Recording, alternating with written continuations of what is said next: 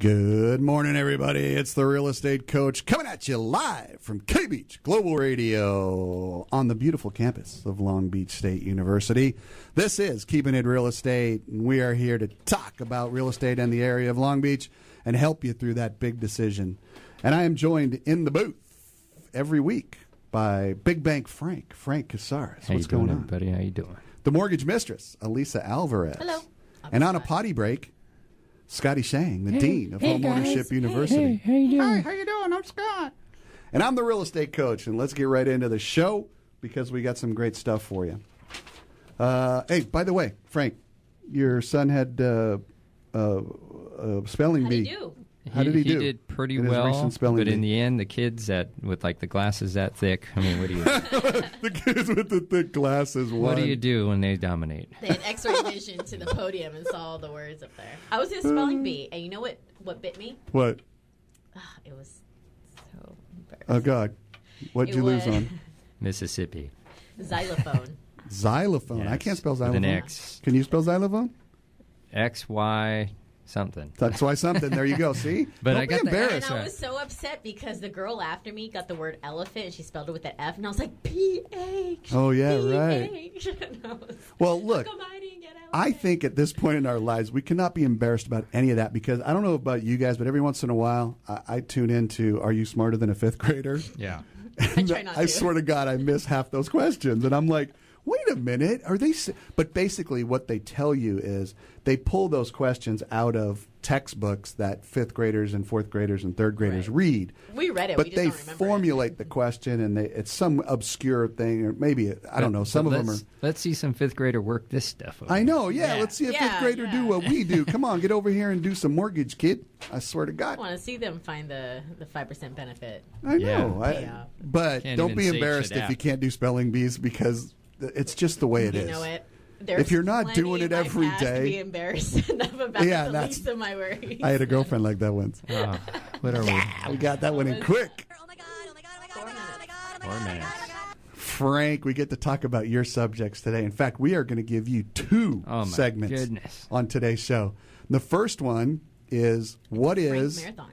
It's a Frank Marathon. It's like NCIS. 24 hours of Big Bang Frank. What is due diligence and when do I start? Is that right? Yes. So Ready? everybody uses this frame, due diligence, in the process, meaning the sellers have due diligence and the buyers have due diligence and the realtors have due diligence. What? So you're going to explain to us basically a what the heck contingency we're meaning here. you What can- is due it's diligence? different things. Some people say due diligence, contingency period. It's really your inspection time. Okay, to be plain and simple. That's 17 days? So you're going to be like It depends on what you two agreed with. If you countered, likely if you're buying an REO, the bank's going to counter you down to 10 days because they know that you can do all your due diligence and your inspections and have your appraisals. Can you counter them back? You can counter them back higher.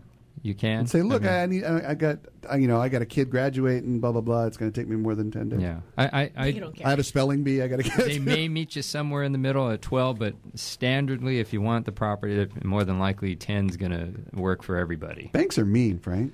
Oh, no, they just. I mean, if the standard is 17 and they Well, say the you thing got is 10, that's mean. the longer you have to back out of something, the likelihood that you will, basically, goes up. you're wasting marketing time for I the can't seller say, too. though, on you the know? lender's they need a side- commitment. Yeah, but I mean, it was There's- 17 days for 20 years for a reason because it seems to work for Yeah, everybody. but there's a lot less document paperwork, at least real estate disclosures that I had to collect on the lender side for an REO than just a regular standard Yeah. seller. It's more. No, it's Less. Oh, it's So there's less. less things I have to collect, which often, at least on my end, that I see can hold up something. I'm like, hey, I need this, I need this.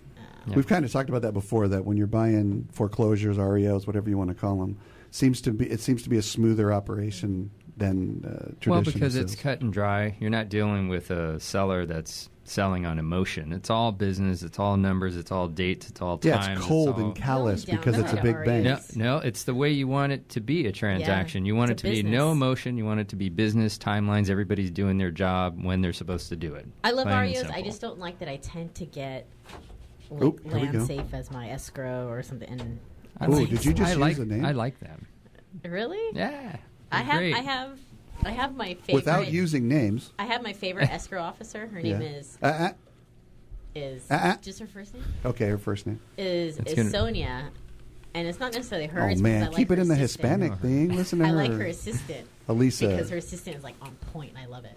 Yeah. Well, but basically, you have an agreed upon amount of time to perform all of your inspections, your appraisals, your professional home inspections, your going down to the city and checking in with the planning departments, everything you really want to know about a house. How many people actually do that, Frank? Because I can tell you I know thousands of real estate agents. And my gut tells me that maybe 20% of them actually go to the city and pull records and check them for their buyers. I think more buyers go to the cities than the do buyers the agents. themselves. Yeah. Yeah. I encourage my buyers to go themselves because as the agent representing the seller, you encourage the buyers themselves. I to encourage the agent to encourage their buyer.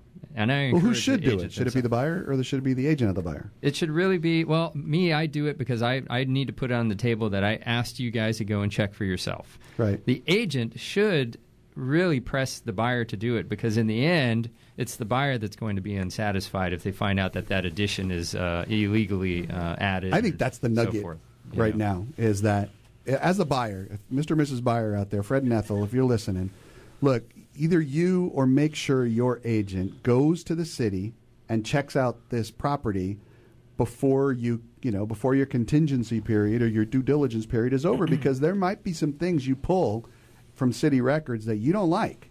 Mm-hmm. Well, the best thing to do is have the buyer go down there themselves. Right. If you as the agent go down there as well, that's the bonus. Match what you found together. You might find that they might have an extra document that you don't, or you might have one that they don't. Okay? Do you have to look it up on microfiche? Still? Well, that's the thing. Right now, a lot of this. I mean, I have a problem with a lot of the cities from my listing side because I really want to know as much about my properties when I'm assigned them.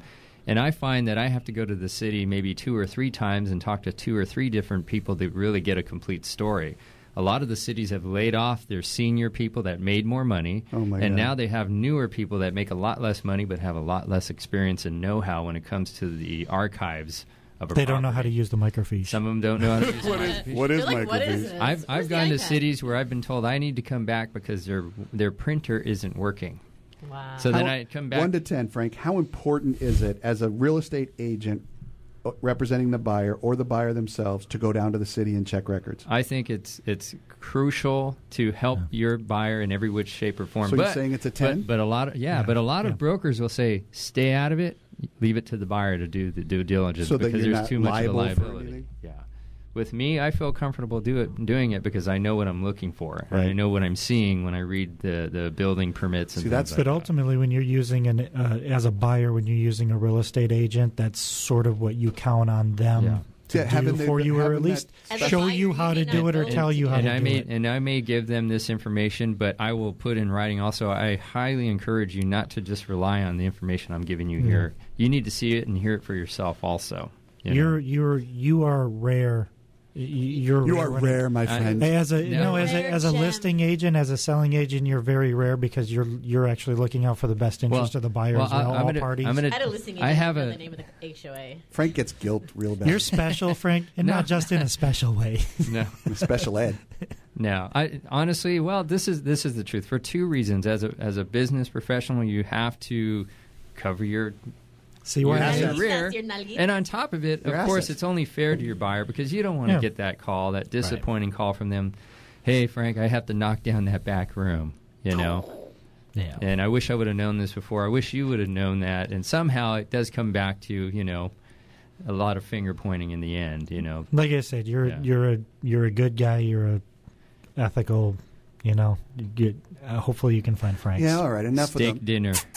No, I mean, it's true, no, really, because he doesn't have. So true. Frank is wonderful. Oh. No, he doesn't have to, and that's just something that he doesn't have to, and it's something that a lot of people wouldn't take the time to go that extra step. Yeah, and I'm just messing with Frank, but it's important that you get the right person to represent you. Not someone who's just going to sign themselves off and leave it all up to you, or that just doesn't know.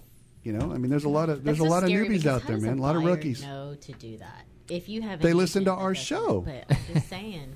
You listen to Keeping It Real Estate, and we tell you these things, and then you go out and you tell your realtor, and you look like you know something, right? So you know more than them. Back to the topic. Whatever your inspection period is, get going on it right away, and don't wait until the day after to find out something's wrong with the property to put in your withdrawal, because you do complicate things for yourself and the seller and everybody. Nice. Don't complicate things.